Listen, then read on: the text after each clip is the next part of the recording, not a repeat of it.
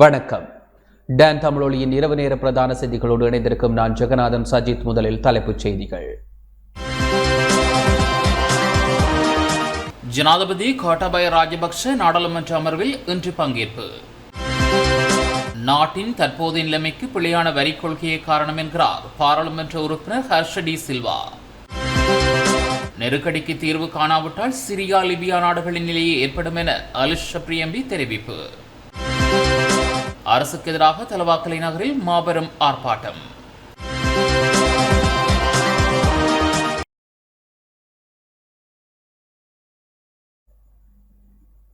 தொடர்வது முதன்மை செய்திகள். அனுசரணை. நமது வாழ்க்கை நமது கடமை. டெங்கு தொலையை அழித்தளிக்க ஒன்றாய் இணைவோம்.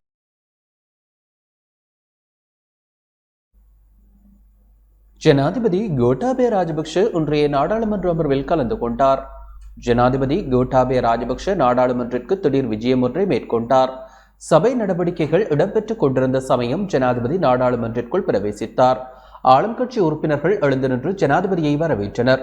ஜனாதிபதி நாடாளுமன்றக்கு பிரவேசித்த சந்தர்ப்பத்தில் எதிர்க்கட்சி உறுப்பினர்கள் ஜனாதிபதிக்கு எதிராக கூச்சலிட்டதையும் அவதானிக்க முடிந்தது.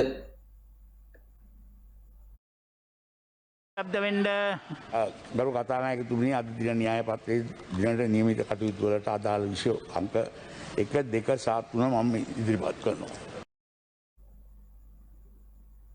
நாட்டின் தற்போதைய நிலைமைக்கு பிழையான வரி கொள்கையே காரணம் என நாடாளுமன்ற உறுப்பினர் ஹர்ஷ டி சில்வா தெரிவித்துள்ளார். பிழையான வரி கொள்கையின் விளைவாகவே நாடு தற்போது நெருக்கடி நிலையை எதிர்கொண்டுள்ளதாக எதிர்க்கட்சியின் நாடாளுமன்ற உறுப்பினர் ஹர்ஷ டி சில்வா தெரிவித்துள்ளார். இதற்கு தீர்வை பெற்றுக்கொள்ள வரி கொள்கையை மாற்றியமைக்க வேண்டும் என அவர் குறிப்பிட்டுள்ளார். நாடாளுமன்றத்தில் இன்று உரையாற்றுகையிலேயே அவர் இதனை தெரிவித்தார். එදා IMF එකට ගියා නම්, එදා ඩෙට් රීස්ට්‍රක්චරින් එකක් ගැන කල්පනා කරා නම්, අද අපි මේ අමාරුවෙන් වැටෙන්නේ නැහැ සබ්‍රි ඇමතුමා. අපි මේ අමාරුවේ වැටුනේ ඔබතුමාන්ලාගේ නොහැකියාව නිසා. සමා වෙන්න. நாடு பிழையான பாதையில் பயணிக்கின்றது என நாம் தொடர்ச்சியாக வலியுறுத்தினோம். நாம் கூறிய போதே சர்வதேச நாணய நிதியத்தை நாடி இருந்தால் இத்தகைய பிரச்சனை ஏற்பட்டிருக்காது. உங்களுடைய இயலாமையின் காரணமாகவே நாம் இப்பொழுது நெருக்கடிக்குள் வீழ்ந்துள்ளோம். நான் இவ்வாறு பேசுவதற்கு மன்னிக்கவும். நாம் இதனை மகிழ்ச்சியில் பேசவில்லை. நீங்கள் இது குறித்து அறிந்திருந்தால் ஏன் இது குறித்த பிரச்சனைக்கான தீர்வை நடைமுறைப்படுத்தவில்லை? இருப்பினும் இந்த பிரச்சனைகளுக்கான தீர்வு தொடர்பில் பேச வேண்டும். நாட்டில் தற்போது வரி வருமானம் இல்லாது போயுள்ளது. வரி நீக்கம் செய்யப்பட்டமையின் விளைவாக இந்த நெருக்கடி நிலை வலுவடைந்தது. வரி நீக்கம் பிழையானது என நாம் வாத விவாதத்தில் ஈடுபட்டோம். வரியின்றி நாட்டை கொண்டு நடத்த முடியாது. எமது நாடே ஆசியாவில் தலா தேசிய வருமானம் குறைந்த அளவில் அறவிடப்படும் நாடாகும். வரி கொள்கை பிழையாக அமைக்கப்பட்டமையே இந்த பிரச்சனைக்கு முக்கிய காரணம். ஆகவே வரி கொள்கையில் மாற்றத்தை ஏற்படுத்த வேண்டும். கடனை மீளச் செலுத்துவது தொடர்பில் கவனம் செலுத்த வேண்டும். அத்துடன் தேசிய அரசாங்கத்திற்கு அழைப்பு விடுக்கப்பட்டுள்ளது. இதில் இணைந்து நாம் செயற்பட தயார். ஆனால் இங்குள்ள பிரச்சனை ஜனாதிபதி விலக வேண்டும் என்பதாகும். மக்கள் அவரையே விலகுமாறு கூறுகின்றனர். அதற்கு மேலதிகமாகவும் என்ன செய்ய முடியும்? தேசிய அரசாங்கம் தொடர்பில் கலந்துரையாடலை நடத்த முடியும். ඒ බදු කපා හැරීම වැරදි කියලා මෙතන අපි තර්ක කරා. අපි කිව්වා නැවතත් මංගල සමරවීර යුගයේ තිබිච්ච බදු එතනට බැරි නම් ඒ කිට්ටුවට හරි යන්න.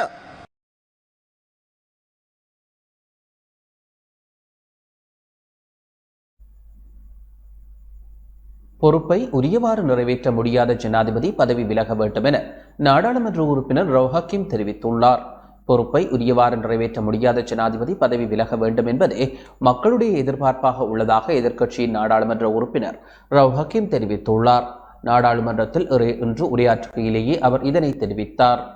எதிரணியின் உறுப்பினர்கள் தமது இயலாமைக்கான வாக்குமூலத்தை வழங்குகின்றனர். இந்நிலையில் நாடாளுமன்ற உறுப்பினர் அனுரகுமார திசாநாயக்கவின் உரையை தொடர்ந்து ஜோன்ஸ்டன் பெர்னாண்டோ ஆபாசமாக பல்வேறு விடயங்களை பேசினார். அவர் புதிய உத்வேகத்தில் பேசினார். அதனைத் தொடர்ந்து வெடக்கரண அபே விருவாவ சபைக்கு கொண்டு வந்தனர். அவரை சபைக்கு கொண்டு வந்து முட்டாள்தனமான ஒரு லாபத்தை பெற முயற்சித்தனர். சபைக்கு வழியில் என்ன நடந்து கொண்டிருக்கின்றது என்பதை அவரும் கவனத்தில் கொள்ளவில்லை. வெடகரண அப்பே விருவாவிற்கு தன்னுடைய வீட்டை முற்றுகையிட்டு இளைஞர்கள் எதிர்ப்பில் ஈடுபட்ட போது இவ்வாறு இடம்பெறும் என அறிந்திருக்கவில்லை. அதேபோல் கிருணிகா சென்ற போதும் அறிந்திருக்கவில்லை. ஆனால் ஞானக்காவின் வீட்டிற்கு பாதுகாப்பை உரிய நேரத்தில் வழங்கியுள்ளார். அத்தகைய ஜனாதிபதி இருப்பாராயின் அது வெட்கத்திற்குரிய விடயமாகும்.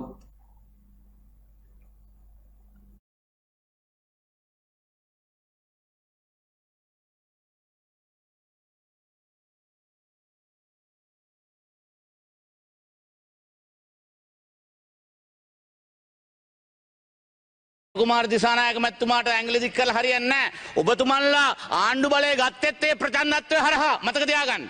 எதிரணியின் உறுப்பினர்கள் தமது இயலாமைக்கான வாக்குமூலத்தை வழங்குகின்றனர். இந்த நிலையில் பாராளுமன்ற உறுப்பினர் அனுரகுமார திசாநாயக்கவின் உரையை தொடர்ந்து ஜோன்சன் பெர்னாண்டோ ஆவேசமாக பல்வேறு விடயங்களை பேசினார். அவர் புதிய உத்வேகத்தில் பேசினார். அதனைத் தொடர்ந்து வெடகரண அப்பே விருவாவை சபைக்கு கொண்டு வந்தனர். அவரை சபைக்கு கொண்டு வந்து முட்டாள்தனமான ஒரு லாபத்தை பெற முயற்சித்தனர். சபைக்கு வெளியில் என்ன நடந்து கொண்டிருக்கின்றது என்பதை எவரும் கவனத்தில் கொள்ளவில்லை. வெடகரண அப்பே விருவாவிற்கு தன்னுடைய வீட்டை முற்றுகையிட்டு இளைஞர்கள் எதிர்ப்பில் ஈடுபட்ட போது இவ்வாறு இடம்பெறும் என அறிந்திருக்கவில்லை. அதேபோல் கிருணிகாவும் சென்ற போதும் அறிந்திருக்கவில்லை. ஆனால் ஞானக்காவின் வீட்டில் பாதுகாப்பை உரிய நேரத்தில் வழங்கியுள்ளனர். அத்தகைய ஜனாதிபதி இருப்பாராயின் அது வெட்கத்துக்குரிய விடயமாகும். மக்களும் இதனையே கூறுகின்றனர். பொறுப்பை ஏற்க முடியாத ஜனாதிபதியாயின் பதவி விலகி செல்லுமாறே நாட்டு மக்கள் கூறுகின்றனர். வன்முறையை தூண்டும் முயற்சி இடம்பெறுவதாக அனுரகுமார திசாநாயக்கவின் பக்கம் விரல் நீட்டுவதில் பயனில்லை. அத்தகைய வன்முறை சம்பவங்களின் ஊடாகவே நீங்கள் ஆட்சி அதிகாரத்தை பெற்றுக் கொண்டீர்கள். வன்முறையால் ஆட்சியை பிடித்த நீங்கள் வன்முறை குறித்து நமக்கு பேச வேண்டாம்.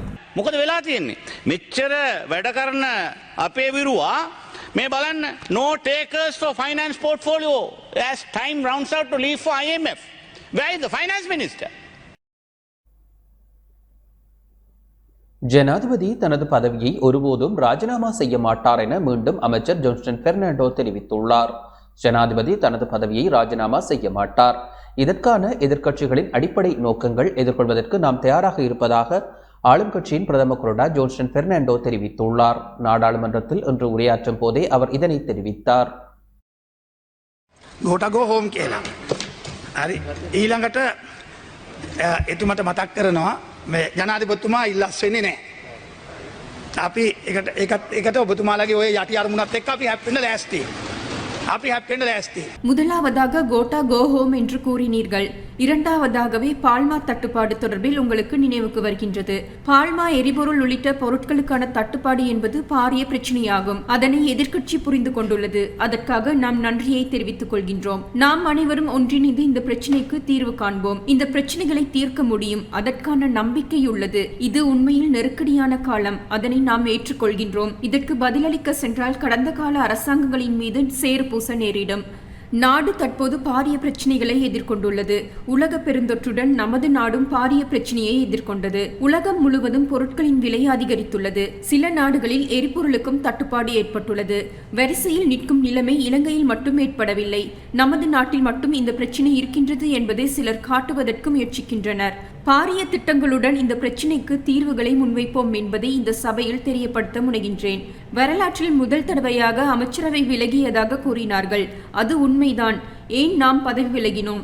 நீங்கள் விடுத்த கோரிக்கைக்கு அமைவாகவே நாம் எமது அமைச்சு பதவிகளை ராஜினாமா செய்தோம். அதன் பின்பு அரசாங்கத்தை அமைப்பதற்காக நாம் அனைவருக்கும் அழைப்பு விடுத்தோம். 5 வருடங்கள் ஆட்சி செய்வதற்காக 69 லட்சம் மக்களும் வாக்களித்து ஜனாதிபதி ஒருவரை தெரிவு செய்துள்ள நிலையில் அவரை வீட்டுக்கு செல்லுமாறு கூறுவது அரசியல் அமைப்புக்கு அப்பாற்பட்டது. எனவே அரசியல் அமைப்புக்கு அப்பாற் சென்று நாம் செயற்பட முடியாது. දෙවනියට තමයි කතා කෙරුවේ. පළවෙනි දේ ගෝටගෝ හෝම්. දෙවනියට තමයි තමුන්නාන්සේට කිරිපිටි මතක් වෙන්නේ. ගෑස් මතක් වෙන්නේ. තෙල් මතක් වෙන්නේ. நெருக்கடி நிலைமைக்கு தீர்வை காணாவிட்டால் சிரியா லிபியா நாடுகளின் நிலையே ஏற்படும் என நாடாளுமன்ற உறுப்பினர் அலி சஃப்ரி தெரிவித்துள்ளார்.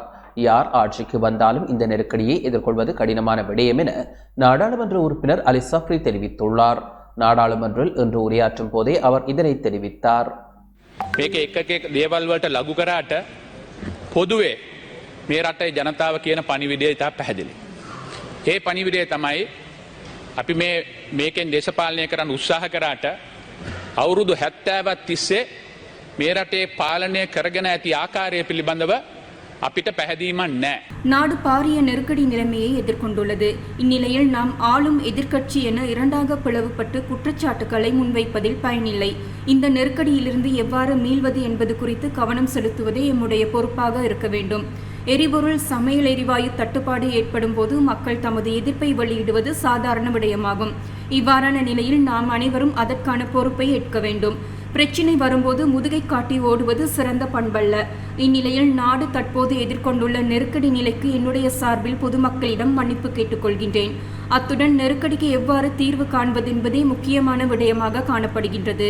யார் ஆட்சிக்கு வந்தாலும் இந்த நெருக்கடியை எதிர்கொள்வது கடினமான விடயமாகும். எனவே இதனை முகாமை செய்ய வழிமுறைகளை காண வேண்டும். இந்த பிரச்சினைக்கு தீர்வை நாம் பாராளுமன்றத்தினுள் காணவில்லையாயின் பாராளுமன்றத்துக்கு வெளியில் அரசாங்கத்துக்கு மாத்திரமல்ல 225 பேருக்கும் எதிராக பாரிய சிக்கல் நிலைமை ஏற்படும். இந்நிலையில் லிபியா, சிரியா மற்றும் ஜெர்மன், ஈரான் உள்ளிட்ட நாடுகளில் ஏற்படும் நிலைமையே ஏற்படும். இதனை தெரிந்து கொள்ள வேண்டும். ஜனநாயக வியூகத்தினுள் மக்களுக்கு ஆர்ப்பாட்டம் செய்யும் உரிமை உண்டு.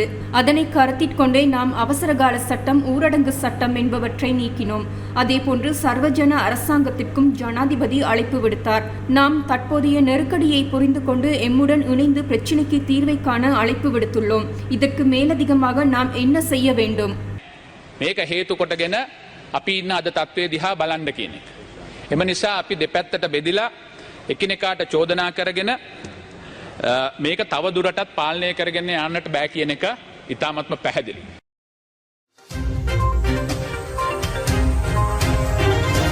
அனுசரணை. நமது வாழ்க்கை நமது கடமை. டெங்கு தொலையை அழைத்தளிக்க ஒன்றாய் இணைவோம்.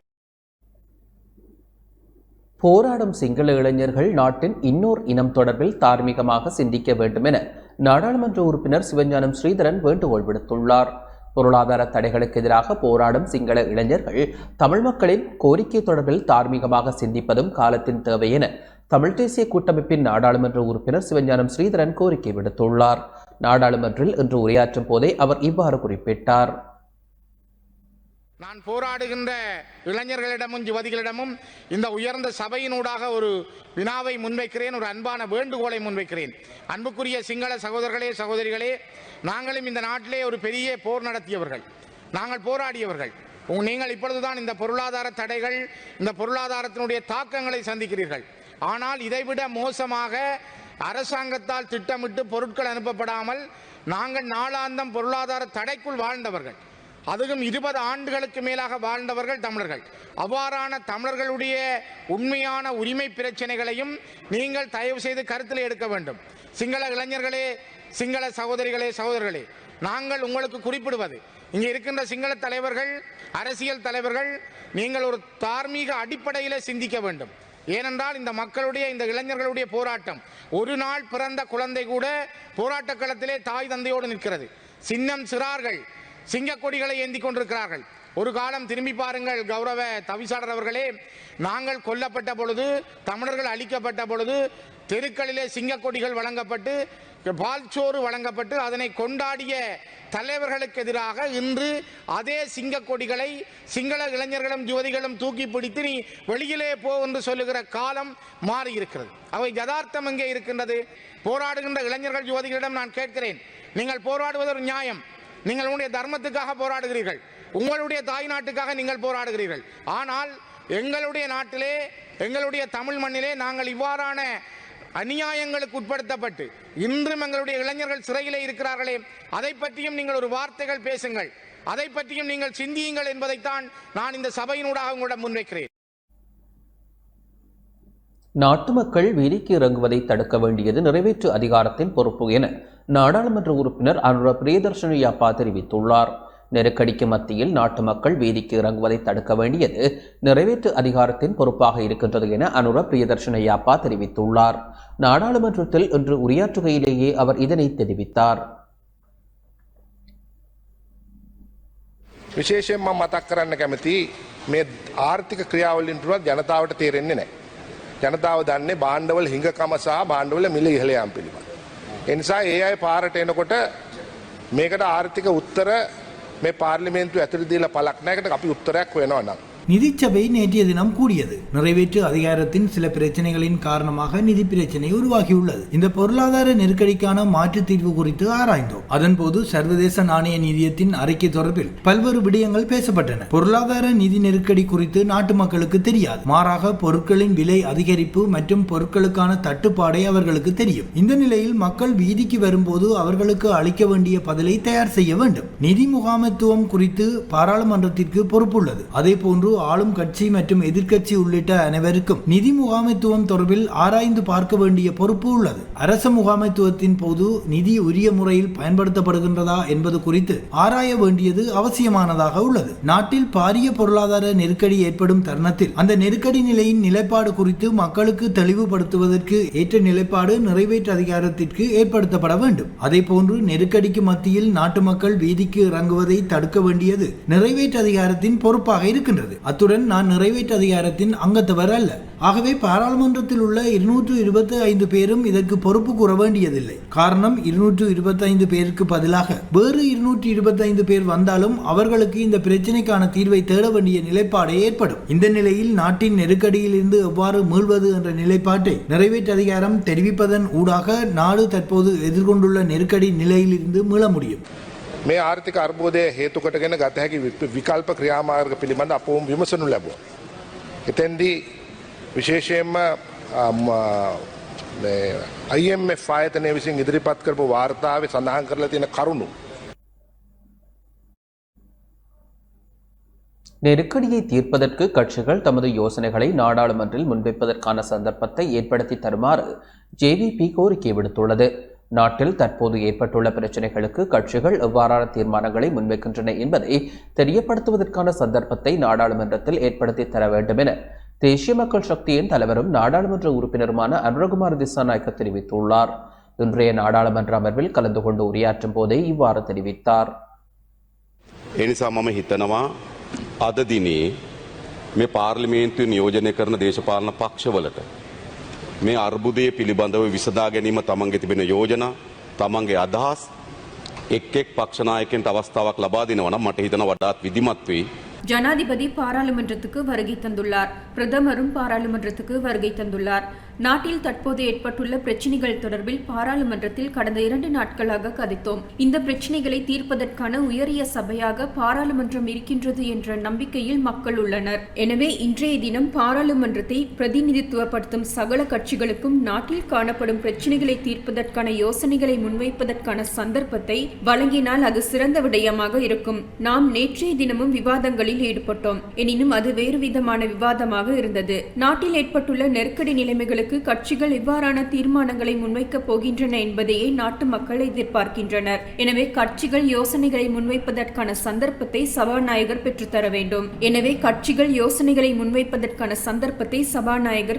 வேண்டும். அதேபோன்று பாராளுமன்றத்தை கூட்டும் போது பாரிய பாதுகாப்பு வழங்கப்படுகின்றது. எனினும் பாராளுமன்றத்தில் செய்திகளை சேகரிப்பதற்காக வரும் ஊடகவியலாளர்கள் எவ்வித இடையூறுகளும் இன்றி பாராளுமன்றத்துக்கு வருவதற்கான சந்தர்ப்பத்தை நாம் ஏற்படுத்தி கொடுக்க வேண்டும். பாராளுமன்றத்தில் செய்தி சேகரிப்பதற்காக வந்த ஊடகவியலாளர் ஒருவருக்கு இடையூறு ஏற்படுத்தப்பட்டுள்ளது. எனவே பாராளுமன்றத்துக்கு வரும் ஊடகவியலாளர்களுக்கு இடையூறுகள் ஏற்படாத வகையிலான நடைமுறைகளை ஏற்படுத்தி கொடுக்குமாறு நான் வேண்டுகோள் விடுக்கின்றேன். නමුත් මේ පාර්ලිමේන්තුව වාර්තා කරන මාධ්‍යවේදීන්ට පාර්ලිමේන්තුවට ටිකක් බාධාවකින් තොරව සහභාගී විය යුතුයි කියලා අපි හිතනවා. ஏப்ரல் மாதத்திற்கு தேவையான எரிபொருள் கைவிரிப்பில் உள்ளதாக நாடாளுமன்ற உறுப்பினர் SP திசாநாயக்க தெரிவித்துள்ளார். நாட்டில் ஏப்ரல் மாதத்திற்கு தேவையான எரிபொருள் எரிவாயு என்பன கையிருப்பில் உள்ளதாக நாடாளுமன்ற உறுப்பினர் SP திசாநாயக்க தெரிவித்துள்ளார். நாடாளுமன்றில் இன்று உரையாற்றுகையிலேயே இதனை தெரிவித்தார்.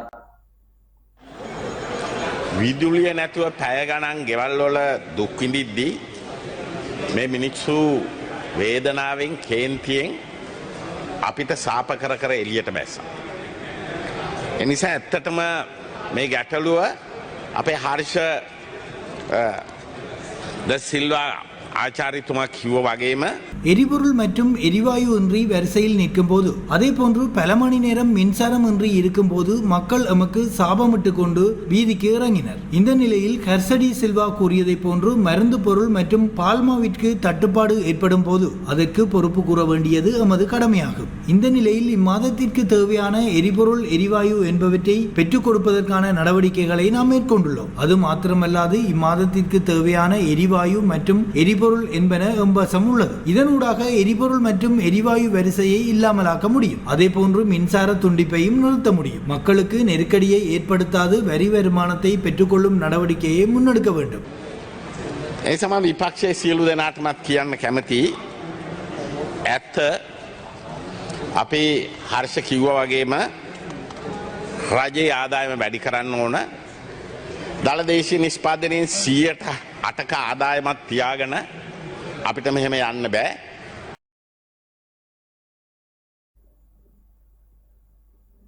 எதிர்க்கட்சியொன்று உள்ளதா என பார்க்காத அரசாங்கம் தற்போது தம்மிடம் உதவியை கேட்கின்றது என எதிர்க்கட்சியின் பிரதம கொறடா லக்ஷ்மன் கிரியல்ல தெரிவித்துள்ளார்.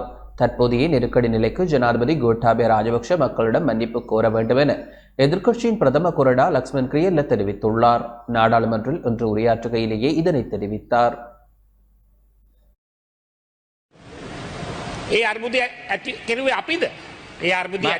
මම කිව්වේ නිසි පියවර නොගත්තොත් ආහාර අර්බුදයක් එනවා. ඒ අර්බුදය ඇති වුණේ විධායක ජනාධිපතිතුමා හිතුවක්කාර විදියට රසායනික පොහොර 10ක් ගෙවුවා. ඒකෙන් අස්වැන්න 150ක් අඩු වුණා. රසායනික පොහොර දැන් දෙන්න රජයේ තීරණය. ඒ දැන්නේ தற்போது நாடு எதிர்கொள்ளும் பிரச்சனையை பாராளுமன்றமா ஏற்படுத்தியது. உணவு பஞ்சம் ஏற்பட போவதாக கூறுகின்றீர்கள். அந்த பிரச்சனையை நாம ஏற்படுத்தினோம். அந்த பிரச்சனையை நிறைவேற்ற அதிகாரம் கொண்ட ஜனாதிபதி தன்னிச்சையான முறையில் தீர்மானங்களை மேற்கொண்டு ரசாயன உரத்தை நிறுத்தியமையே இந்த பிரச்சனைக்கான காரணம். இதன் காரணமாக விவசாய உற்பத்திகளின் அளவு குறைவடைந்தது. நம்மிடம் ரசாயன உரத்தை நிறுத்தப் போவதை பாராளுமன்றத்தில் கேட்டீர்களா? இல்லை, கேட்கவில்லை. தன்னிச்சையான ரீதியிலேயே அந்த தீர்மானம் எடுக்கப்பட்டது. நமது நாட்டின் அரசியலமைப்பின்படி நிறைவான உணவு, உடை, உறையுள் என்பவற்றை வழங்க வேண்டியது நாட்டு ஜனாதிபதியின் பொறுப்பு என கூறப்பட்டுள்ளது. இதனை அவரால் பெற்றுக் கொடுக்க முடியவில்லையாயின் ஜனாதிபதி அரசியலமைப்பை மீறியுள்ளார். அதே போன்று 2019 ஆண்டில் ஆட்சிக்கு வந்தவுடன் 19வது அரசியலமைப்பு திருத்தத்தின்படி நிறைவேற்று அதிகாரம் கொண்ட ஜனாதிபதியின் அதிகாரங்கள் பிரதமர், சபாநாயகர் மற்றும் பாராளுமன்றத்திற்கு பகிர்ந்தளிக்கப்பட்டிருந்தது. அவர்கள் அனைவரும் சுயாதீனமான தீர்மானம் எடுக்கக்கூடிய வாய்ப்பு இதன் மூலம் ஏற்படுத்தி கொடுக்கப்பட்டிருந்தது. ஆனால் பாராளுமன்றம் பிரதமர் மற்றும் சபாநாயகருக்கு வழங்கப்பட்டிருந்த அனைத்து அதிகாரங்களையும் ஜனாதிபதி தன்வசம் எடுத்துக் கொண்டார். இதன் காரணமாக பாராளுமன்றம் செயலற்றதாக மாறியுள்ளது. காரணம், நாம் நாடாளுமன்றத்தில் விவாதங்களை நடாத்தி ஒரு முடிவிற்கு வரும் பட்சத்தில் அதனை ஜனாதிபதியினால் செயல்படுத்தவும் முடியும். அதே போன்று செயல்படுத்தாமல் இருக்கவும் முடியும். இதில் உள்ள பெருமளவானோர் 19வது அரசியலமைப்பு திருத்தத்திற்கு ஆதரவு அளித்தனர். கொழும்பு துறைமுக நகர சட்டமூலம் குறித்து பாராளுமன்றத்திற்கு அதிகாரம் இருக்கின்றதா என GLPDயிடம் வினவினேன். அவர் இந்த பதிலையும் வழங்கவில்லை. அத்துடன் 2 வருட காலத்தில் நாட்டில் எதிர்க்கட்சி ஒன்று உள்ளதா என பார்க்காத அரசாங்கம் தற்போது நம்மிடம் உதவியை கேட்கின்றது. தற்போதைய நாட்டின் பிரச்சனையை நாம் ஏற்படுத்தவில்லை. மாறாக நாம் இந்த பிரச்சனையை தோற்றுவித்திருந்தால் அதற்கான தீர்வை நம்மால் வழங்கி இருக்க முடியும். சீனாவிற்கு துறைமுகத்தை வழங்கினர். இந்தியாவிற்கு மற்றொரு பகுதியை வழங்கினர். நம்மிடம் கேட்டா வழங்கினார்கள். இல்லை, நிதியமைச்சர் 3 மாதங்களாக நாடாளுமன்றத்திற்கு வருகை தரவில்லை. அத்துடன் ஒப்பந்தங்களை மேற்கொண்டார்கள். நம்மிடம் கேட்டா ஒப்பந்தங்களை மேற்கொண்டார்கள். இத்தகைய நிலைமையை ஏற்படுத்தியமைக்காக ஜனாதிபதி முதலில் நாட்டு மக்களிடம் மன்னிப்பு கோர வேண்டும். எம்மிடம் உதவியை கோரும் அதே வகையில் மறுபுறம் எமது கட்சியை சேர்ந்தவர்களை அரசியல் பழிவாங்கல் ஆணைக்குழுவிற்கு அழைக்கின்றனர். இருப்பினும் அரசாங்கத்திற்கு உதவ நாம் தயார். ආහාර අර්බුදය ඇති කරුවේ අපිද? අපෙන් පාර්ලිමේන්තුවෙන් ඇව්වද රසායනික පොහොර වෙනුවට කාබනික පොහොර අපි දෙමු කියලා ඇව්වද? மிகவேரி சட்டமூலம் வாக்கெடுப்பு இல்லாமல் நிறைவேற்றப்பட்டுள்ளது. மிகவேரி சட்டமூலத்தின் 3வது வாசிப்பு திருத்தங்களுடன் நிறைவேற்றப்பட்டது. மிகவேரி சட்டமூலத்தின் 3வது வாசிப்பானது வாக்கெடுப்பு இல்லாமல் நிறைவேற்றப்பட்டமை குறிப்பிடத்தக்கது.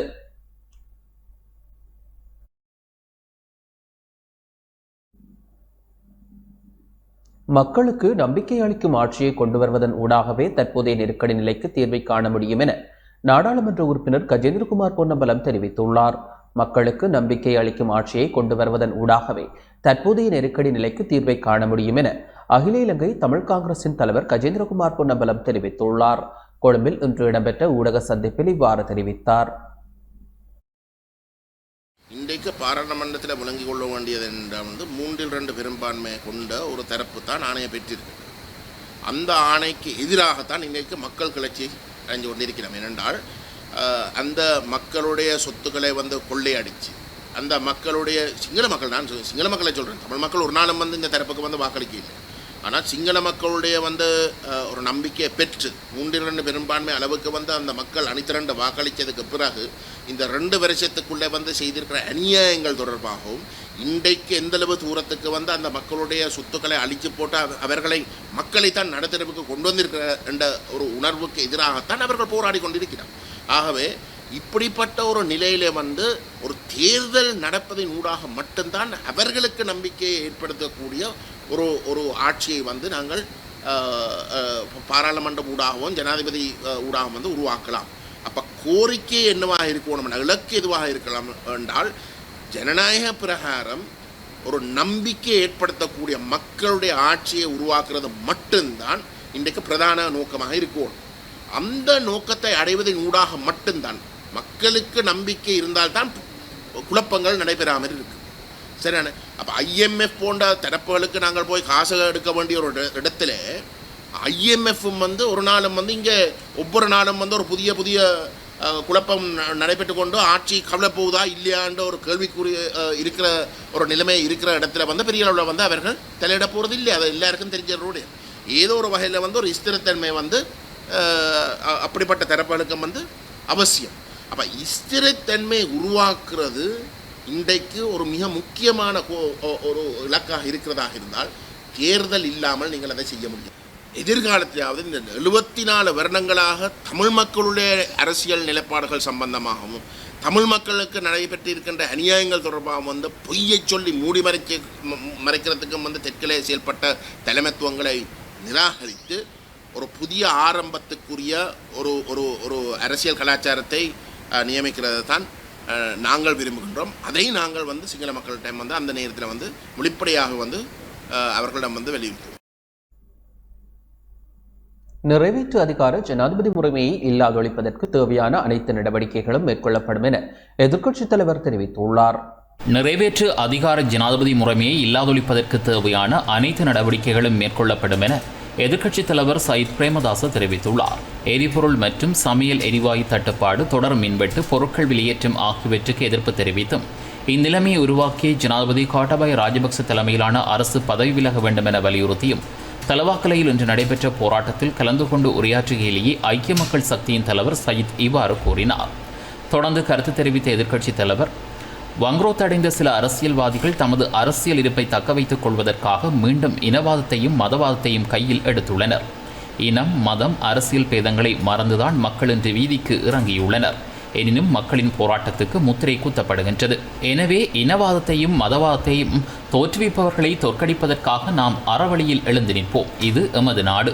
நாட்டு வளங்களை, சொத்துக்களை காக்க வேண்டிய பொறுப்பு எமக்கு உள்ளது. எனவே தேசிய சொத்துக்களுக்கு சேதம் விளைவிக்காத வகையிலேயே போராட்டங்கள் இடம்பெற வேண்டும்.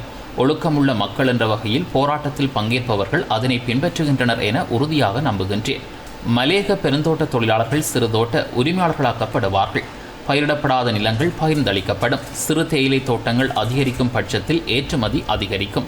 ஏற்றுமதி அவ்வாறு அதிகரித்தால் வருமானம் கூடும். அந்த வழிமுறையை நாம் கையாள்வோம். அதேபோல லயன் யுகத்துக்கு முடிவு கட்டப்படும். மலைய மக்களின் எழுச்சிக்காக தமிழ் முற்போக்கு கூட்டணியுடன் இணைந்து காத்திரமான நடவடிக்கைகள் முன்னெடுக்கப்படும்.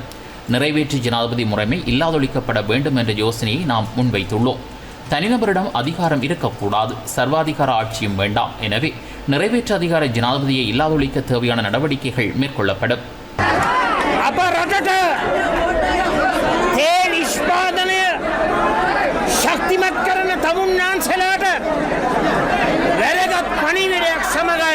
அரசாங்கத்துக்கு எதிராகவும் அத்தியாவசிய பொருட்களின் விலை அதிகரிப்புக்கும் எதிர்ப்பு தெரிவித்து நுவரெலியா தலவாக்கலை நகரில் மாபெரும் ஆர்ப்பாட்டம் ஒன்று முன்னெடுக்கப்பட்டது. ஆர்ப்பாட்டமானது தமிழ் முற்போக்கு கூட்டணியினால் ஏற்பாடு செய்யப்பட்டிருந்தது. ஐக்கிய மக்கள் சக்தியின் தலைவரும் எதிர்க்கட்சித் தலைவருமான சயித் பிரேமதாச, தமிழ் முற்போக்கு கூட்டணியின் தலைவரும் கொழும்பு மாவட்ட நாடாளுமன்ற உறுப்பினருமான மனோ கணேசன், நாடாளுமன்ற உறுப்பினர்களான பழனி திகாம்பரம், வேலுசாமி ராதாகிருஷ்ணன், எம் உதயகுமார் ஆகியோரும், கண்டி மாவட்ட நாடாளுமன்ற உறுப்பினர் வேலுக்குமார் உட்பட பலரும் கலந்து கொண்டனர். தலவாக்கலை நுவரெலியா பிரதான வீதியின் பாலத்தின் அருகாமையில் ஆரம்பிக்கப்பட்ட பேரணி தலவாக்கலை சுற்றுவட்ட சந்தி வரை வருகை தந்து தலவாக்கலை லீந்துரை நகரசபை மைதானத்தில் எதிர்ப்பு கூட்டமும் இடம்பெற்றது. அரசாங்கத்தை பொறுப்பெடுப்பதற்கு 113 என்ற பெரும்பான்மை பலம் ஐக்கிய மக்கள் சக்தியிடம் இல்லை என தொழிலாளர் தேசிய முன்னணியின் தலைவரும் நுவரெலியா மாவட்ட நாடாளுமன்ற உறுப்பினருமான பழனி திகாம்பரம் தெரிவித்துள்ளார்.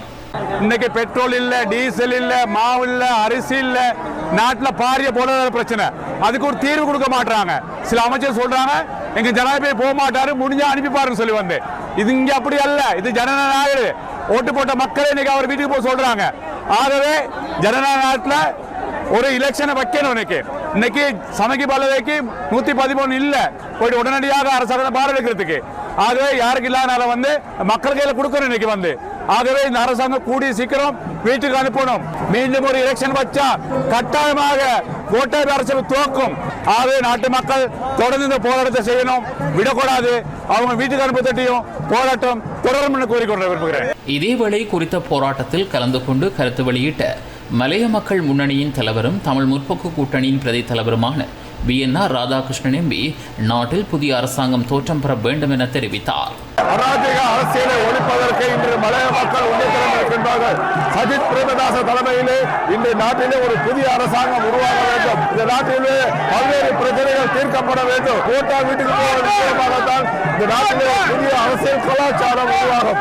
மக்கள் எழுச்சி இலங்கையிலே உண்டாகி இருக்கின்றது.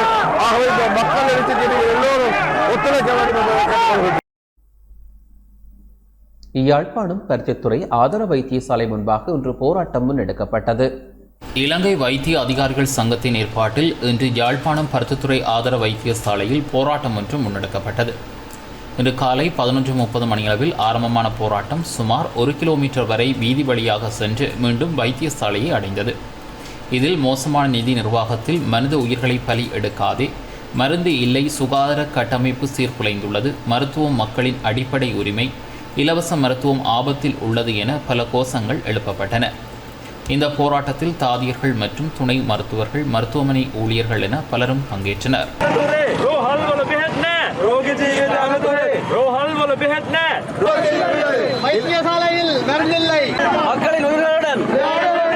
மோசமான நிதி நிர்வாகத்தால் மனித உயிர்களை பலி கொடுக்க போறோமா? நாட்டில் மருந்து பற்றாக்குறையானது தற்பொழுது ஏற்பட்டுள்ளது. இது இன்னும் ஓரிரு வாரங்களில் முற்றிலும் தடைப்படக்கூடிய ஒரு நிலைமை ஒன்று உருவாக இருக்கின்றது. இதை முற்கோட்காட்டி இதுவரையும் இதை எந்த விதமான அதிகாரிகளும் கண்டுகொள்ளவும் இல்லை. அதுக்குரிய சுகாதாரத்துக்குரிய அவசர சட்டத்தையோ டிசாஸ்டர் என்று சொல்லுவோம், அதை இன்னும் அறிவிக்கவில்லை. அறிவித்து மருந்துகளை எடுத்து சுகாதார கட்டமைப்பை ஏற்படுத்தக்கூடிய வழிகளை எடுக்காத பட்சத்தில் அதை நாங்கள் தெரிவிக்க வேண்டும். அதற்காக போராட்டங்களை முன்னெடுக்க வேண்டும் என்ற ரீதியில் கடந்த செவ்வாய்க்கிழமை தொடக்கம் தொடர் சங்கிலி போராட்டமாக கொழும்பில் தொடங்கின போராட்டம் இன்று யாழ்ப்பாணம் வரைக்கும் விரிவுபடுத்தப்பட்டிருக்கின்றது. எங்களுடைய கோரிக்கையானது மருந்து என்பது முக்கியமானது ஒன்றாகும். மருந்து அதுவும் எமர்ஜென்சி ட்ரக்னு சொல்லினோம். அது கட்டாயம் இருக்க வேண்டும். இருக்கும் பட்சத்தில் தான் நாங்கள் நோயாளிகளின் உயிர்களை காப்பாற்ற முடியும். தற்சமயம் நிறைய அவசர கால எமர்ஜென்சி ட்ரக்ஸ் பற்றாக்குறையாக இருக்கின்றது. எமர்ஜென்சி மருந்தை தவிர மேலதிகமாக மற்ற மருந்துகளும் கிளினிக்கல் நோயாளருக்கு கொடுக்கக்கூடிய மருந்துகளும் அப்படியாக தட்டுப்பாடு நிலவி கொண்டிருக்கின்றது. தட்டுப்பாடானது இன்னும் சில வாரங்களில் முற்றுமுழுதாக இல்லாத நிலைக்கும் போக வேண்டிய நிலைமை ஏற்படலாம். அப்போது ஃப்ரண்ட் லைனில் முன்னிலையில் நிற்கக்கூடிய நாங்களே பெரும் சவால்களை எதிர்கொள்ளப் போகின்றோம் மக்களுக்கு மருத்துவத்தை வழங்குவதில். அதற்காக உரிய நடவடிக்கைகளை உரிய அதிகாரிகள் உடனடியாக எடுக்க வேண்டும். வவுனியா மாவட்ட பொது வைத்தியசாலை முன்பாக இன்று வைத்தியர்களால் ஆர்ப்பாட்ட பேரணி முன்னெடுக்கப்பட்டது. இன்று மதியம் 1 மணியளவில் வவுனியா வைத்தியசாலை வைத்தியர் விடுதியில் பேரணியை ஆரம்பித்த வைத்தியர்கள் வவுனியா வைத்தியசாலைக்கு முன் வருகை தந்து எதிர்ப்பு ஆர்ப்பாட்டத்தில் ஈடுபட்டனர். இதன்போது மருந்துகள் இல்லை, சுகாதார கட்டமைப்பு சீர்குலைந்துள்ளது, சுகாதார வசதிகளை இல்லாதொழிக்க வேண்டாம், நோயுற்றவர்களின் உயிர்களை காப்பாற்றுங்கள் போன்ற பல்வேறு கோஷங்களை எழுப்பியவாறும் பதாதைகளை ஏந்தியவாறும் வைத்தியர்கள் போராட்டத்தில் ஈடுபட்டனர்.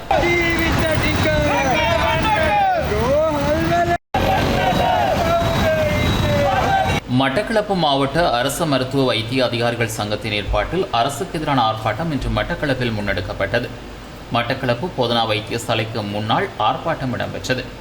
ஆர்ப்பாட்டமானது அரசு மருத்துவ அதிகாரிகள் சங்கம் பிரகடனம் செய்யப்பட்ட சுகாதார அவசர நிலையின் ஒரு அங்கமாக இந்த ஆர்ப்பாட்டம் முன்னெடுக்கப்படுவதாக தெரிவித்து மட்டக்களப்பு மாவட்ட அரசு மருத்துவ வைத்திய அதிகாரிகளின் சங்கத்தின் வைத்திய அதிகாரிகளினால் இந்த ஆர்ப்பாட்டம் முன்னெடுக்கப்பட்டது.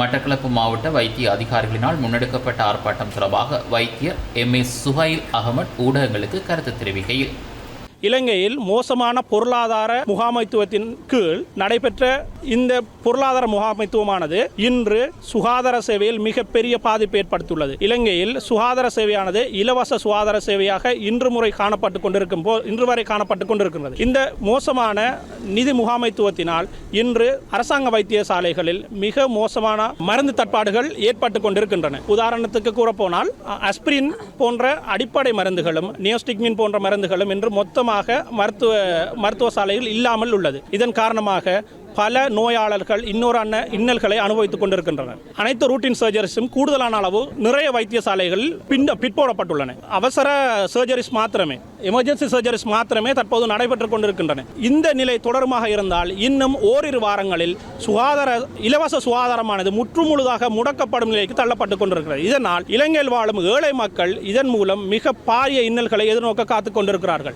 மருந்து வழங்கல் அமைச்சின் செயலாளரின் கூற்றுப்படி இன்னும் இலங்கையில் ஓரிரு வாரங்கள் மருந்துகள் மாத்திரமே கையிருப்பில் உள்ளன. இதன் காரணமாக நோயாளிகள் கிளினிக் போன்ற முக்கியமான துறைகளில் மருந்துகளை பெற்றுக்கொள்வது மிக கஷ்டமான நிலைக்கு ஏற்படுத்தப்படும். இப்பொழுது நீங்கள் பார்த்துக் கொண்டிருக்கும் போது டீசல் மற்றும் பெட்ரோல் போலின் போல் இன்னொரு காலத்தில் ஓரிரு கிழமைகளில் மருத்துவ சாலைகளிலும் வெளியிடங்களிலும் மருந்துக்கான போலின்கள் ஏற்பட போவது இப்போது எங்களால் உணரக்கூடியதாக உள்ளது. මුදල් අර්බුදය රටේ ආර්ථික වශයෙන් පහුවෙලා තියෙන දේවල් එක්ක සෞඛ්‍ය ශාස්ත්‍රයට ලොකු බලපෑමක් ඇති වෙලා තියෙනවා. මේකෙන් පීඩා විඳින්න අපේ රටේ ඉන්න දුප්පත් රෝගීන්, දුප්පත් කියන සියලුම රෝගීන්ට මේකෙන් ලොකු පීඩාවක් ඇති වෙලා තියෙනවා. රෝහල් වල ඖෂධ, අත්‍යවශ්‍ය සර්ජරි කරන්න, සල්ලි කර්ම කරන්න ඕන දේවල් මොකුත්ම මේ වෙලාවේ නැහැ. ඒ හන්ද අපි GM එක විතර මේ වෙලාවේ රටේ හදිසි සෞඛ්‍ය තත්ත්වයක් පත් කරලා තියෙනවා, ප්‍රකාශයට පත් කරලා තියෙනවා. ஐக்கிய மக்கள் சக்தியினரால் யாழ்ப்பாணம் சங்கானையில் ஆர்ப்பாட்டம் முன்னெடுக்கப்பட்டது. ஐக்கிய மக்கள் சக்தியினரின் ஏற்பாட்டில் யாழ்ப்பாணம் சங்கானையில் இன்று ஆர்ப்பாட்டம் இடம்பெற்றது. பன்னாகம் வழக்கம்பரை அம்மன் ஆலயத்துக்கு அருகில் தேங்காய் உடைத்து ஆரம்பமான இந்த ஆர்ப்பாட்ட பேரணி சித்தங்கேணி சந்தியூடாக சங்கானை நகரினை சென்றடைந்தது. அங்கும் ஆர்ப்பாட்டம் இடம்பெற்றது. ஆர்ப்பாட்டத்தின் போது அரசுக்கு எதிரான பதாதைகள் மற்றும் சுலோகங்களை போராட்டத்தில் பங்கேற்றவர்கள் ஏந்திருந்தனர். இவ் ஆர்ப்பாட்டத்தில் கட்சியின் யாழ் மாவட்ட அமைப்பாளர், வட்டுக்கோட்டை தொகுதி அமைப்பாளர் உட்பட பலர் கலந்து கொண்டனர்.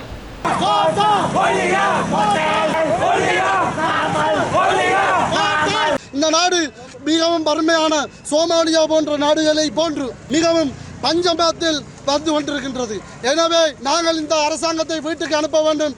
இல்லை என்றால் எமது நாட்டிலே பஞ்சம் தலைவிரித்தாடும். ஐக்கிய இலங்கைக்குள் நாங்கள் எல்லோரும் சிங்கள மதம், தமிழ் மொழி, கிறிஸ்டியன் எல்லா இன மத மக்களும் ஒன்றாக கூட்டு சேர்ந்து நிம்மதியாய் வாழ வேண்டும். விலைவாசி உயர்வுக்கு எதிர்ப்பு தெரிவித்து யாழ்ப்பாணம் சங்கானையில் கவனிப்பு போராட்டம் ஒன்று இன்று முன்னெடுக்கப்பட்டது. சங்கானை பிரதேசத்துக்கு முன்பாக சங்கானை இளைஞர் அமைப்பின் ஏற்பாட்டில் இந்த போராட்டம் முன்னெடுக்கப்பட்டது. பொருட்களின் விலை உயர்வை கண்டித்தும் பொருளாதார நெருக்கடிக்கு தீர்வு வழங்க கோரியும் கோஷங்கள் எழுப்பப்பட்டன. மின்சாரத்தை நிறுத்தி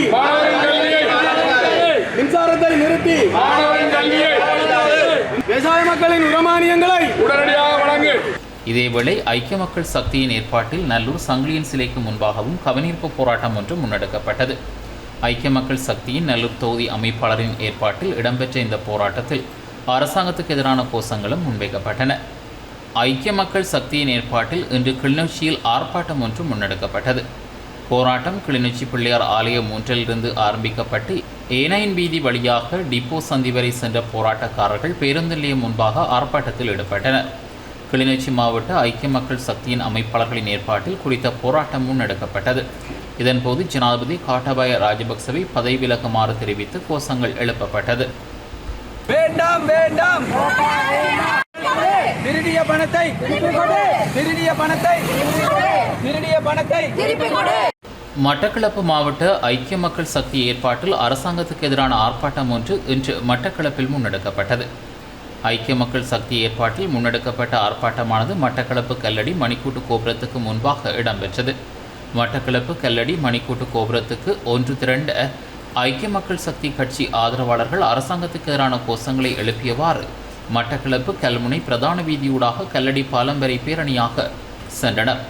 மட்டக்களப்பு மாவட்ட ஐக்கிய மக்கள் சக்தி அமைப்பாளர்களான எஸ் கணேசமூர்த்தி, HM முஸ்தபா, மண்முனை பிரதேச சபை தவிசாளர் டி தயானந்தன் ஆகியோர் இணைந்து ஐக்கிய மக்கள் சக்தி கட்சி ஆதரவாளர்கள் முன்னெடுத்த ஆர்ப்பாட்டத்தில் அரசுக்கு எதிரான கோஷங்களுடன் அரசுக்கு எதிரான பல்வேறு வாசகங்கள் கொண்ட சுலோகங்களை ஏந்தியவாறு ஆர்ப்பாட்டத்தில் ஈடுபட்டனர். இன்று நாடு பூராகவே மக்கள் போராட்டம், மக்கள் புரட்சி வெடித்துள்ளது. இந்த நாட்டினுடைய ஜனநாயக மரபுகள் மீறப்படுகின்றன. மக்களை காப்பாற்றுவதற்கு, மக்களினுடைய சுதந்திரத்தை காப்பாற்றுவோம் என்று சொல்லி உறுதிக்கு வந்த இந்த அரசாங்கம், மக்களுடைய பட்டினியை போக்குவோம் என்று வந்த அரசாங்கம், விவசாயிகளினுடைய தேவைகளை நிறைவேற்றுவோம் என்று வந்த அரசாங்கம், வேலைவாய்ப்புகளை அளிப்போம் என்று வந்த அரசாங்கம், நாட்டிலே மக்களுக்கு விலைவாசியை குறைப்போம் என்று வந்த அரசாங்கம், மக்களுக்கு வேண்டிய தேவைகளை தங்கு தடையின்றி தருவோம் என்று சொன்ன அரசாங்கம், வைத்தியசாலைகளுக்கு மருந்து தட்டுப்பாட்டை நீக்குவோம் என்று அரசாங்கம், எத்தனையோ கோஷங்களை வந்தது அரசாங்கம். விவசாயிகளுக்கு மானியம் தருவோம், உரமானியம் தருவோம் என்று மேடையிலே கோடையிடித்த இந்த அரசாங்கம் இன்று மக்களால் தூக்கி எறியப்பட்டுள்ளது. எந்த நாட்டிலும், எந்த இலங்கையினுடைய சரித்திரத்திலே ஒரு அரசாங்கம் 2 வருடத்துக்குள்ளே மக்களால் தூக்கி எறியப்படுகின்றது என்றால் இது மிகவும் வேதனைக்குரிய விடயம். இந்த நாட்டினுடைய ஜனநாயக மரபின்படி மக்களால் ஆணை வழங்கப்பட்ட இந்த அரசாங்கம் மக்களினுடைய ஆணையை மீறி மக்களை தங்களுடைய காலுக்குள்ளே மிதித்து கொண்டு அரசு செய்ய விரும்புகின்றது. ஜனநாயக சர்வதிகார குடும்ப ஆட்சி முறையை ஸ்தாபிக்க இந்த அரசாங்கம் முயற்சித்தது. எனவே நேர்மையான, உண்மையான, ஜனநாயக நிறைந்த ஒரு சிரமமான அரசாங்கத்தை அமைக்க மக்கள் திரண்டு விட்டார்கள். எனவே மட்டக்களப்பு மாவட்டத்து மக்கள் இந்த வேளையிலே எங்களுடைய எதிர்ப்பை மிக வன்மையாக தெரிவிக்கின்றோம். அழகிய இந்த இலங்கையிலே நாங்களுக்கு சுதந்திரமாக நாங்கள் வாழ முடியல என்று சொன்ன நாங்கள் எந்த நாட்டில் போய் வாழ்றது? அவங்களுக்கு நாடாக ஜனநாயகம் இருக்கு. இந்த நாட்டின் ஜனநாயகம் இந்த நாட்டின் இந்த செங்கோலை நாங்கள் அவங்களுக்கு கொடுத்தோம். இந்த அரசாங்கம் என்ன செய்கின்றது? மக்களை அடக்குகின்றது. பசியால் வாடுகின்றார்கள், பட்டினியால் வாடுகின்றார்கள். மக்கள் இந்த பொருளாதாரம் வீழ்ச்சி அடைஞ்சு போகின்றது. சாப்பாட்டுக்கு வழி இல்லை, பால்மாக்கு வழி இல்லை. இப்படி இருந்தால் இந்த நாடு எங்கே கொண்டு செல்ல போகின்றது? நாடை கூழ் போட்டு விற்கின்றார்கள். இதை யார் கேட்பது? நாங்கள் தான் கேட்க முடியும். நாங்கள் தான் ஆட்சியை கொடுத்தோம். எங்களுக்காக அவங்க என்ன செய்திருக்கின்றார்கள்? எங்களுடைய வருங்கால சந்ததிக்காக என்ன செய்திருக்கின்றார்கள்? இதைத்தான் நாங்கள் இன்றைக்கு கேட்கின்றோம். இப்படி கோஷம் போட்டு போட வேண்டிய நிலைமைக்கு அவர்கள் தான் எங்களை தள்ளிவிட்டு இருக்கின்றார்கள். சீனி இல்லை, டீசல் இல்லை, அத்தியாவசிய பொருட்கள் இல்லை. இன்று இலங்கையிலே பொருளாதார நெருக்கடியை நாங்கள் சிக்கிக் கொண்டிருக்கின்றோம். ஏனென்றால் இந்த ராஜபக்ஷ அரசாங்கத்தை நாங்கள் நிச்சயமாக வீட்டுக்கு அனுப்ப வேண்டும். ஓயாது நாங்கள் போராடி கொண்டிருப்போம். இந்த மக்கள் புரட்சி தொடரும் என்பதை கூறிக்கொள்கின்றேன். அரசாங்கத்துக்கு எதிராகவும் மற்றும் வெளியேற்றத்துக்கு எதிர்ப்பு தெரிவித்தும் திருவோணமலை உட்துறைமுக வீதியில் ஆர்ப்பாட்டம் ஒன்றும் முன்னெடுக்கப்பட்டது. இதன்போது ஆளுநர் அலுவலகத்துக்குள் செல்ல முற்பட்ட ஆர்ப்பாட்டக்காரர்களை போலீசார் தடுத்து நிறுத்தினர். ஆர்ப்பாட்டத்தில் யுத்தத்தில் காணாமல் ஆக்கப்பட்டவர்களின் உறவினர்கள் உட்பட அதிகளவான பெண்கள் கலந்து கொண்டிருந்தனர்.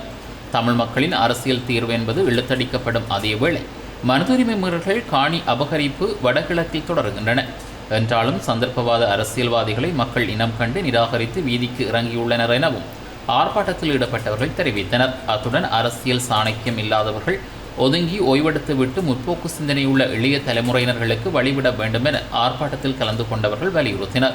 ஜனாதிபதி கோட்டாபய ராஜபக்சவுக்கு எதிராக முல்லைத்தீவு ஒட்டிய சுட்டானில் மக்களால் போராட்டம் ஒன்று முன்னெடுக்கப்பட்டது. ஐக்கிய மக்கள் சக்தியின் முல்லைத்தீவு மாவட்ட அமைப்பாளர் லக்ஷன் முத்துக்குமாரசாமி, புதுக்குடியிருப்பு பிரதேச சபை உறுப்பினர் முகுந்த கஜன் ஆகியோர் போராட்டத்தில் கலந்து கொண்டனர். பதாதைகளை தாங்கியவாறு ஒட்டி சுட்டான் பிரதேசத்துக்கு அருகிலிருந்து பிரதேசலக வாசல் வரை வந்த மக்கள் தங்கள் எதிர்ப்பை வெளியிட்டனர். கையில் குழந்தைகளை ஏந்தியவாறு கோட்டா, நாட்டை விட்டு வெளியேறு, கோட்டா வேண்டாம், மஹிந்த வேண்டாம், பெசில் வேண்டாம் போன்ற கோஷங்களை எழுப்பி தங்கள் உணர்வுகளை வெளிப்படுத்தினர். பிள்ளைகளுக்கு மா இல்லை, சாப்பாடு இல்லை, மின்சாரம் இல்லை, எரிபொருள் இல்லை, வயல்வேலை செய்ய முடியாத நிலைமை, எல்லாவற்றுக்கும் விலை ஏற்றம், இந்த ஜனாதிபதி வேண்டாம், இனிவரும் சந்ததி சுதந்திரமாக வாழ வேண்டும், இன்று எத்தனை வீட்டில் சாப்பாடு இல்லை என்று ஜனாதிபதிக்கு தெரியாது என்று மக்கள் குறிப்பிட்டனர். ஜனாதிபதி கோட்டாபய ராஜபக்ஷ மற்றும் அவரது அரசாங்கத்தை பதவி விலகுமாறு கோரி வவுனியாவில் கவனிப்பு போராட்டம் ஒன்று இன்று மதியம் முன்னெடுக்கப்பட்டது. ஐக்கிய மக்கள் அரண் அமைப்பின் ஏற்பாட்டில் வவுனியா பொது வைத்தியசாலை சுற்றுவட்ட வீதியில் ஆரம்பித்த ஆர்ப்பாட்ட பேரணியானது ஹரோபத்தான வீதியூடாக சென்று பசார் வீதியை அடைந்து அங்கிருந்து மணிக்கூட்டு கோபுர சந்தியூடாக பழைய பேருந்து நிலையத்தை அடைந்தது. ஆர்ப்பாட்டத்தில் ஈடுபட்டவர்கள் கோட்டாபாய பதவி விலக்கு, இந்த அரசாங்கம் வேண்டாம், அமெரிக்காவுக்கு ஓடுங்கள், எங்களை வாழவிடு என எழுதப்பட்ட பதாதைகளை ஏந்தியவாறும் கோஷங்களையும் எழுப்பியதுடன் ஜனாதிபதி கோட்டாபாய மற்றும் சகோதரர்களான மஹிந்த பசில் ஆகியோருக்கு எதிராகவும் கோஷங்களை எழுப்பினர். மணிக்கூட்டு கோபுர சந்தி மற்றும் பழைய பேருந்து நிலையம் என்பவற்றுக்கு முன்பாக ஆர்ப்பாட்டக்காரர்கள் சுமார் அரை மணி நேரம் பிரதான வீதியை மறைத்தமையால் ஒரு வழி பாதையுடனான போக்குவரத்துக்களை போலீசார் ஒழுங்குபடுத்தி மேற்கொண்டிருந்தனர். மன்னார் நீதிமன்ற சட்டத்தரணிகள் இன்று மதியம் 1 மணியளவில் கவனிப்பு போராட்டத்தில் ஈடுபட்டனர். மன்னார் நீதிமன்றத்தில் கடமையாற்றுகின்ற சட்டத்தரணிகள் மன்னார் நீதிமன்றத்தின் முன் ஒன்று கூடி பல்வேறு வசனங்கள் எழுதப்பட்ட பதாதைகளை ஏந்தியவாறு போராட்டத்தில் ஈடுபட்டனர். இதன்போது கவிழ்ப்போம் கவிழ்ப்போம், குடும்ப ஆட்சியை கவிழ்ப்போம், அப்பாவி மக்களின் வாழ்க்கையை சீரழித்தது போதும், போலிமுகம் காட்டும் கோட்டா அரசு எமக்கு வேண்டாம் உள்ளிட்ட பல்வேறு வசனங்கள் எழுதிய பதாதைகளை ஏந்தியவாறு சட்டத்தரணிகள் போராட்டத்தில் ஈடுபட்டனர். இத்துடன் இந்த செய்தி அறிக்கை நிறைவடைகின்றது. வணக்கம்.